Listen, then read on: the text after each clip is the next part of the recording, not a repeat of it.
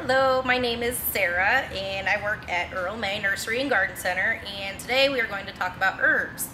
Herb planting and gardening is one of the fastest and most fun growing trends in the garden world right now. It's easy to do, it's great for small spaces or large spaces, and today we're going to talk about where to plant, when to fertilize, when to water, harvesting, how to keep them looking really great so you can use them and you're the envy of all of your neighbors. First of all, when you're planting herbs, just like anything else in your vegetable garden, don't like frost. So you're going to want to wait until that frost date clears. Typically it's about mid-May. And that's if you're planting straight plants. If you're going to do seeds, you want to start them inside long before we're even at this point. You've got lots and lots to choose from. I would suggest picking some of the things that you like to eat and then figuring out what's in them. You could plant an herb garden in containers. We've got a couple examples here, like a window box or a small plastic pot, terracotta pot. At home I have a window box. It sits right on my deck rail, really close to my door, so I'm not going too far into my garden. So I'm actually harvesting this year rather than just growing herbs. You need good soil. I'd recommend planting mix, either something with food or without, but nothing like regular black dirt or topsoil. You need good quality soil to get your herbs started.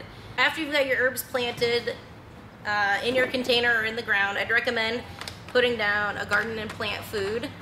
This particular plant food feeds for 3 months, so it's kind of like amending the soil and feeding your plant at the same time.